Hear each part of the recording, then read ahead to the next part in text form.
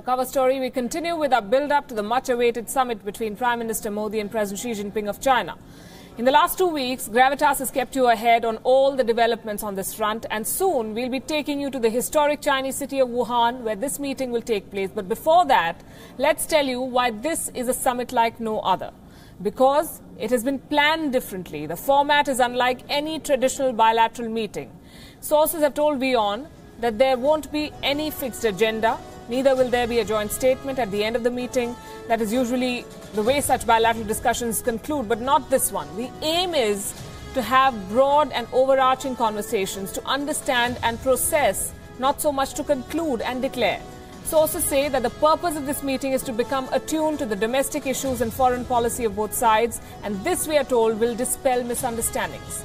India and China have decided to put Doklam behind them for the Wuhan dialogue. Sources also to tell WION that both sides are keen on communication at a political level and follow a top-down approach. This two-day engagement will give Prime Minister Narendra Modi an opportunity to build a personal rapport with President Xi Jinping, and this comes ahead of the Shanghai Cooperation Organization or the SCO summit, which is slated for June.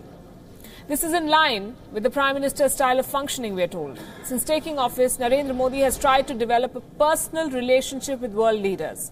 China says that at Wuhan, both leaders will exchange views on overarching and long-term strategic issues. They're also expected to discuss the latest trends around the world that need to be closely followed and debated. Basically, a freewheeling conversation on issues of common interest, which is why this is being called an informal summit.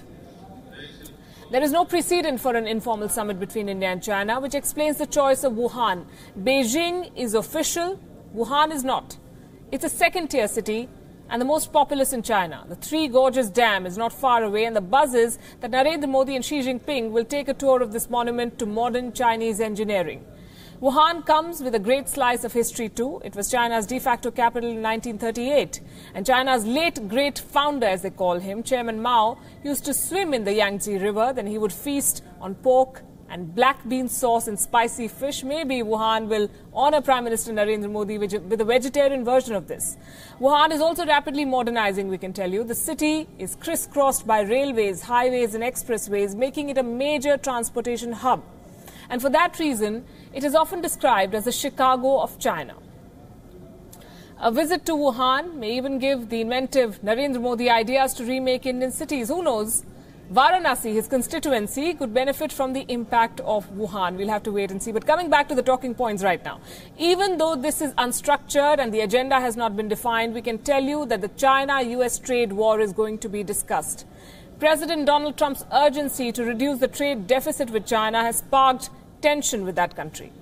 Many see India as a potential mediator. New Delhi, remember, has always taken a position against protectionist policies, and Beijing hopes to leverage that. Take a look at our next report. A summit between Prime Minister Narendra Modi and President Xi Jinping is a rare event. But during the critical two-day event, both leaders have an opportunity to set the tone for the future of globalization. The meeting comes at a critical time. China and the United States are locked in a trade war with each other. In order to curb the growing trade deficit with China, President Trump slapped tariffs worth billions of dollars on Chinese goods. Beijing retaliated with its own set of tariffs on American goods. The trade war has opened up an opportunity for India to expand its trade relationship with China. Earlier in April, New Delhi offered to export soybean and sugar to China during the India-China Strategic Economic Dialogue. Beijing, too, looks keen to discuss trade ties. China and India are both countries with ancient civilizations and are important neighboring countries to each other. They are large countries, each with a population of more than 1 billion. Under the current situation, the world is undergoing profound changes with increasing instability and uncertainty. We are two largest developing countries and important emerging markets. We share many common interests and common concerns. As you can see, we have several joint international proposals. We are two staunch forces that promote multipolarization and economic globalization, and we are also important forces to promote peace, stability and development of the region and even the world. China remains India's largest import partner. Goods valued close to $70 billion were sent from China to India in the last fiscal year. While Beijing is keen on building its reputation in the Indian market, India is keen on boosting its exports to China. The meeting between the two leaders is being closely watched by India's oldest business organization. FICCI President Rashesh Shah called on Prime Minister Narendra Modi to raise the issue of access to Chinese markets with President Xi Jinping. The industry body hopes that both countries can come together to fight the rise of protectionism around the world. India's stance on global trade at the SCO Council of Foreign Ministers should set the tone for the Modi-Xi summit. In her address to the gathering, India's External Affairs Minister Sushma Swaraj said that protectionism in all its forms should be rejected. The minister reiterated India's commitment towards a more open and inclusive economic globalization. Bureau Report, WION. An important factor in this relationship is the Tibetan government in exile headed by the Dalai Lama. Amid reports that the government of India kept China in the loop before cancelling his grand event in Delhi, the Tibetan spiritual leader has spoken about this summit, the upcoming summit. The Dalai Lama has supported the idea. He says that as neighbours, India and China need to talk to each other and that they're too big to go to war. Sitharaman reports. The man who fled his country rather than live under Chinese rule has endorsed the Modi-Xi Jinping informal summit. The Dalai Lama, the spiritual leader of Tibetans in India, told WION that war never solved anything. As I mentioned earlier, you see, use force is outdated. Must meet people and talk. And I think, realistically speaking, neither India nor China no ability to destroy others. So you have to live side by side. The Dalai Lama was at an event in Delhi marking 60 years of his exile in India. He was underscoring the point that India and China are not only two big countries but also neighbours, which means they need to go the extra mile to ensure they remain on good terms. Ahead of the informal summit between Indian Prime Minister Narendra Modi and Chinese President Xi Jinping, New Delhi tried to assuage Chinese concerns about Dalai Lama. A MEA order had imposed restriction between officials meeting the Dalai Lama, and all the events marking his exile were shifted from New Delhi to Dharamshala. But his presence in India will always be an irritation to the Chinese and also question Chinese control over Tibet. In fact, the Dalai Lama has said Tibet could remain a part of China if Tibetans were guaranteed autonomy and their cultural and linguistic rights were protected. He said Tibet could benefit from China's economic growth, but Beijing suspects his intentions and believes he is conspiring against China. With Sitharaman in New Delhi, Bureau Report, WION. India has sent two of its ministers to China to lay the groundwork before the crucial meeting between President Xi Jinping and Prime Minister Narendra Modi, and this too is significant. One is India's Foreign Affairs Minister Sushma Swaraj, the other is Defence Minister Nirmala Sitharaman. Both women and both game changers in their own way. These two cabinet-level ministers are only the second in this country, in India, to head their respective ministries. The first woman Defence and Foreign Affairs Minister of India was Indira Gandhi. She was also the first woman, the first and only woman Prime Minister of India. In fact, she was one of the very few women in power across the world back in the 1960s. She changed the path of Indian politics. Let's show you images from Beijing today. Sushma Swaraj stands out among the foreign ministers of the SCO member countries. This was just after their meeting with President Xi Jinping. She's sharing the stage here with foreign ministers of Pakistan, Kazakhstan, Kyrgyzstan, Russia, Tajikistan and Uzbekistan. She might be the shortest in this group photo, but she remains a towering figure as the foreign affairs minister of the world's largest democracy.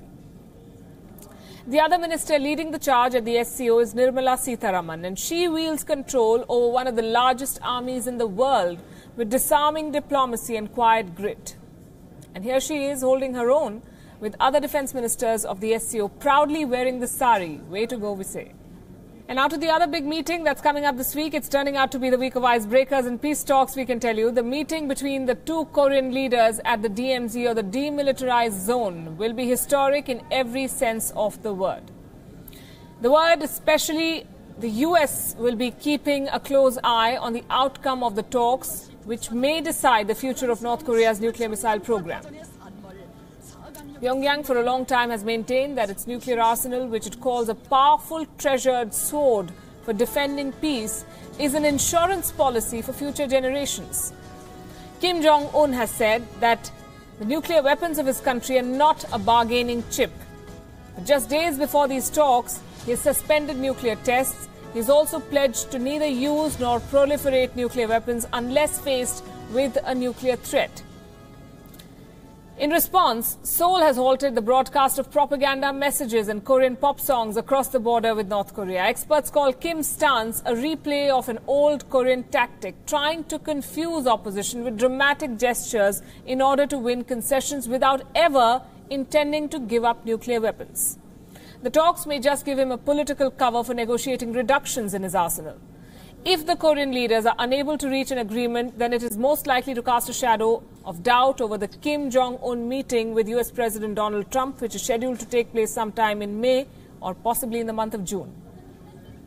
So while Kim's ultimate motive remains unclear, his country is facing major sanctions which have crippled North Korea's economy. Kim has announced plans to open special economic zones, hoping to attract foreign investment, which cannot happen as long as he remains isolated from the rest of the world. And yet he says the nuclear weapons are an insurance policy. He will make history on Friday, becoming the first North Korean leader to set foot in South Korea. This will be the first in 6 decades. He will meet South Korean President Moon Jae-in for the 3rd Inter-Korean Summit. And with barely days to go for what promises to be one of the most watched events internationally, WION's Ramesh Ramachandran travelled to the demilitarized zone between the two Koreas to get you this special report.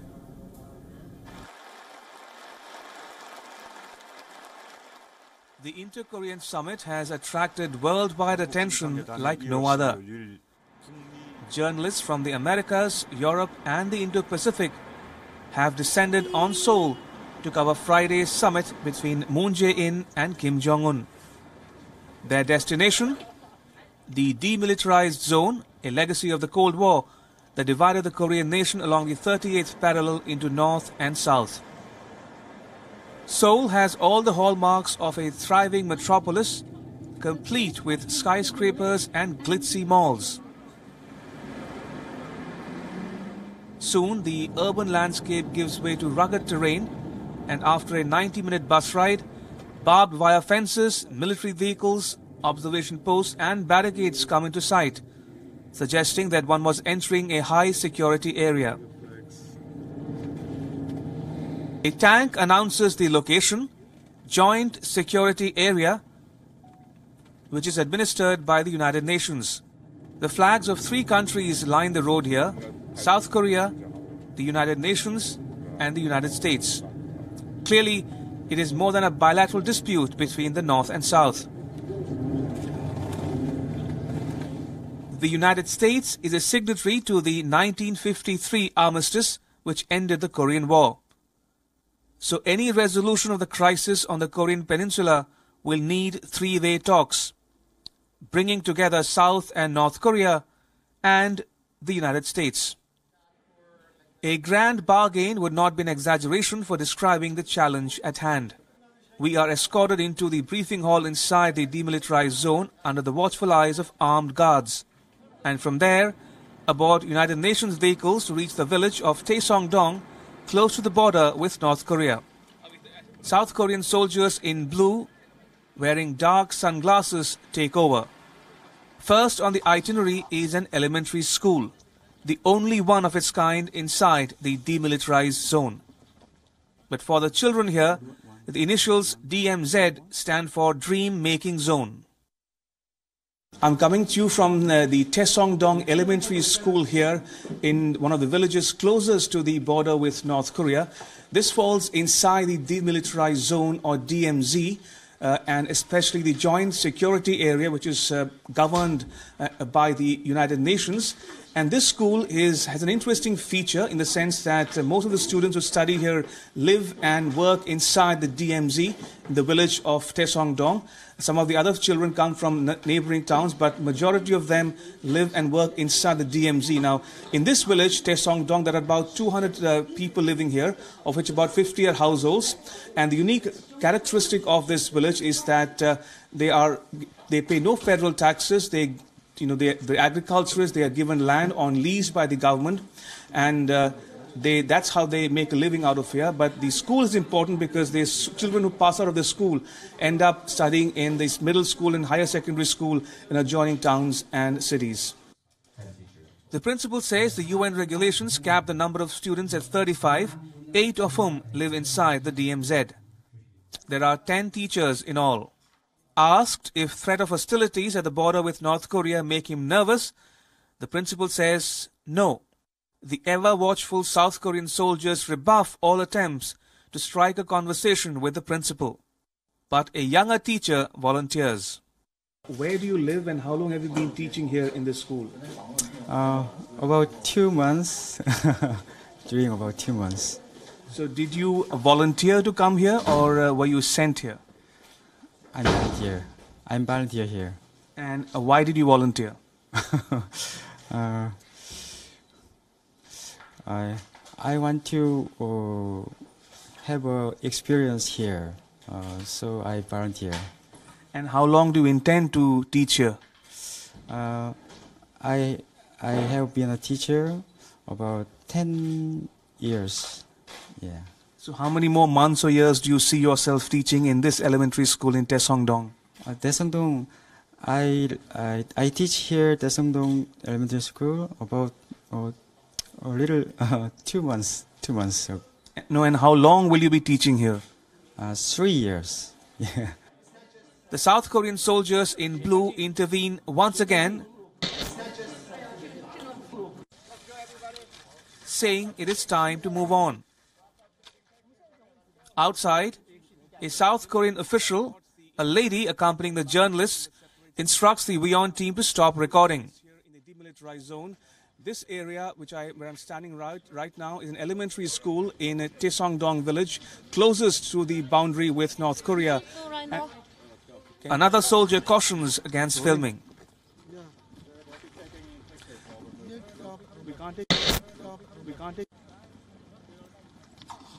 The heavy military presence ensures that none of the families living in the village venture to speak to media. Houses such as these dot the Taesongdong village in the demilitarized zone. There are about 50 such households in the DMZ, and they've been given land to till. Each family gets about 17 acres of land, which is higher than the annual average of the average South Korean family.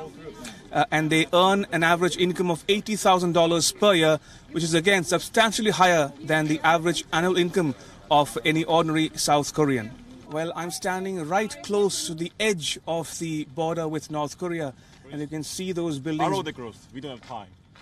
Again, the WION team is stopped from filming from where the border with North Korea can be seen on the horizon. Soon, the North Korean side of the border comes into full view. I'm Ramesh Ramachandran, and you're watching these exclusive visuals for the first time here on Indian television. WION bringing you the latest news from the demilitarized zone that separates North Korea from South Korea. And here we are in Taesongdong village, right at the border with North Korea. As you can see, the North Korean flag waving in the background there, with the blue and green houses on the other side of the fence, so to speak, inside North Korea. And today, being a Tuesday afternoon, is relatively quiet here because there are no loudspeakers blaring Korean propaganda into North Korea. No K-pop music, no propaganda news blaring from the loudspeakers here on this side of the border in South Korea. And this in anticipation of laying the groundwork for the meeting between Kim Jong-un of North Korea and Moon Jae-in of South Korea here in Panmunjom village close by on the 27th of this month for the third Inter-Korean Summit. The loudspeakers have an interesting history. South Korean officials say in 1962, North Korea first resorted to loudspeakers for transmitting propaganda across the border into South Korea. South Korea followed suit 1 year later. Since then, they've been switched off and on, depending on the state of relations between Pyongyang and Seoul. In 2004, South Korea unilaterally stopped the use of loudspeakers, only to resume in 2010 after another North Korean provocation. More recently, South Korea suspended the use of loudspeakers in 2015, but went back to using them 1 year later. This week, South Korean President Moon Jae-in went ahead and stopped all propaganda broadcast till further notice as a confidence-building measure ahead of the third Inter-Korean Summit on 27 April. The demilitarized zone behind me is 250 kilometers wide, cuts across the Korean peninsula, and it's about 4 kilometers in width. 2 kilometers on this side of the border in South Korea and 2 kilometers on the other side of the border inside North Korea. Now, one of the items on the agenda of the meeting on 27th will be pulling back on the military guard posts that are erected all across the 250-kilometer long DMZ. Including pulling back of the artillery from the 4-kilometer stretch where soldiers from both sides stand eyeball to eyeball all along the DMZ. So that's one of the agenda items of the talks, which will take place here at Panmunjom village inside the DMZ on the 27th, when Kim Jong-un will become the first North Korean leader in history to cross the military demarcation line and enter South Korea for talks with Moon Jae-in of South Korea in Panmunjom village inside the DMZ. At the Dora Observatory, again inside the demilitarized zone, binoculars are available to catch a glimpse into life inside communist North Korea. After crossing the Bridge of Unification, I've arrived at the Dora Observatory, which is barely a few meters inside the border that separates South Korea from North Korea. And about 4 kilometers from this Dora Observatory lies the village of Panmunjom, which will be the venue of the Inter-Korean Summit, only the third of its kind, to be held on Friday between Moon Jae-in of South Korea and Kim Jong-un of North Korea. And the expectation here is that there will be a meeting of minds more than anything else, and will pave the way for future dialogue and peace and security between the two Koreas.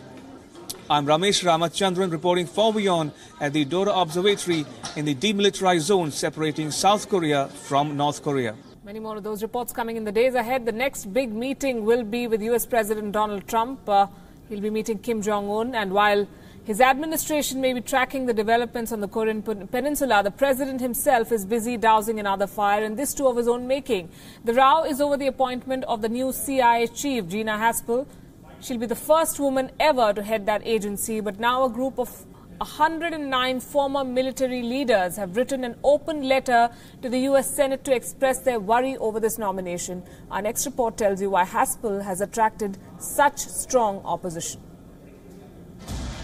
US President Donald Trump's nominee to lead the CIA is Gina Haspel, a Black Ops veteran. The 61-year-old Haspel joined the Central Intelligence Agency in 1985 and served as chief of station in several posts around the world. Rising through the ranks, she earned the job of Deputy Director of the National Clandestine Service. Gina Haspel has a controversial past. She is associated with a black site prison run by the CIA in Thailand from 2002 for post-9/11 detainees. Reports said she presided over the torture of key al-Qaeda suspects Abu Zubaydah and Abd al-Rahim al-Nashiri, who were waterboarded at the site. Haspel was then accused of destroying the CIA's videotapes of those sessions in 2005, tapes sought by the defense lawyers of the al-Qaeda detainees during their prosecution. She was later officially cleared of any wrongdoing.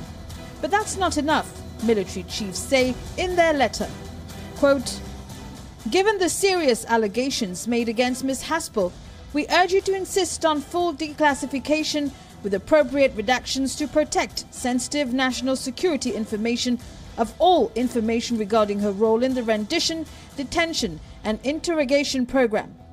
If the record shows that Ms. Haspel played any role in carrying out, supervising or directing any form of torture or detainee abuse or the destruction of evidence relating to these activities, we urge you to reject her nomination." Unquote. The Senate Intelligence Committee's hearing to confirm her for the top CIA post may indeed not be as straightforward, despite being backed by Donald Trump and the former CIA boss Mike Pompeo. What awaits Haspel, over and above strong opposition to her nomination, are also a bunch of thorny files. North Korea, Iran and Russia, to name but these. Perhaps the only upside to Haspel's appointment would be that if approved by the Senate, she would be the first woman ever to run the Central Intelligence Agency. Arabella Sibelak, WION. It's not just the CIA. Intelligence agencies, security services the world over have been embroiled in such scandals, have been accused of excesses. It's hard to sift fact from fiction in most cases. In India, one such controversial provision is the AFSPA, the Armed Forces Special Powers Act. It gives the forces special privileges to act effectively in areas perceived to be hostile. What's the problem for such an act to continue, you may ask? After all, it allows the country's forces to maintain peace in troubled parts. But critics say the problem arises when brutal force is used on unarmed civilians on mere suspicion. Protests stretching over decades have led to the government of India repealing this controversial act from one state, the northeastern state of Meghalaya. Here's more. She has been the face of the long protest. Irom Sharmila, known as the Iron Lady, was on a hunger strike for 16 long years. Her demand was only one: repeal the Armed Forces Special Powers Act. The Manipuri activist may not have succeeded in compelling the Indian government to repeal the act from her home state, but her protest hasn't failed completely. The central government has now agreed to repeal the law from one of India's northeastern states, that is Meghalaya, after 27 years. It's a big victory for the locals who've long been protesting the removal of the controversial act. But why exactly is AFSPA, as it's come to be known, controversial? For one, it was brought into effect by the British to suppress the Quit India movement. The act was imposed on what the government perceived as disturbed areas, and it gave the armed forces special powers to maintain law and order in these areas. The act came into force in several states of the country due to the rising incidents of insurgency. But the locals protested the powers given to the forces under this act. The Armed Forces Special Powers Act allows personnel to fire at anyone acting against the law after giving them a warning, even if it leads to death. The forces can also destroy hideouts, shelter or training camps from which attacks may be carried out. The Act gives personnel the power to arrest anyone who has committed cognizable offences without a warrant, to enter and search their premises and seize weapons.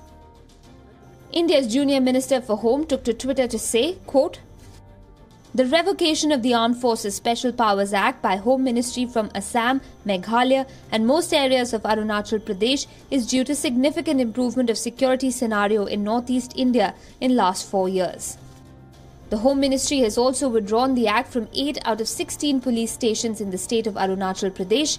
The order will be in effect from April 1st. AFSPA was meant to enhance the effectiveness of security forces while operating in a hostile environment, but several rights activists over the years have criticized it as too harsh to be used on the country's own civilians. The withdrawal of AFSPA is a twofold victory. From the forces side, it indicates that insurgency levels have indeed dropped tremendously, and from the view of residents, it reflects the revocation of a law that is often called oppressive. But will this process be carried forward in other states now? Bureau Report, WION. Is India the only country where such a law exists? No. In Australia, the Terrorism Extraordinary Powers Act came into effect in 2006. This act provides Western Australian police with the necessary powers to prevent a terrorist act from taking place or to be able to appropriately respond in the aftermath of such a terrorist attack. This is in addition to the National Counter-Terrorism Plan. Critics say that these powers go too far in undermining civil liberties without any proof that they make the citizens of Australia safer. The argument put forth was that there is no demonstrated necessity for such a harsh law, and the existing norms of investigation and arrest were enough to protect national security. Closer home, in Bangladesh, the Special Powers Act was promulgated in 1974. Special measures were provided for prevention of certain prejudicial activities and for conducting speedy trial for certain grave offences. This Act provides for preventive detention, trial by special tribunals, and provision of sentences of death or life imprisonment for grave crimes. Several political parties in Bangladesh have questioned the need for such a law that is often criticised for its excessive use of force. But successive governments have failed to repeal it. Some political parties have also been accused of using it unfairly to target their political opponents. Next on the list is Northern Ireland.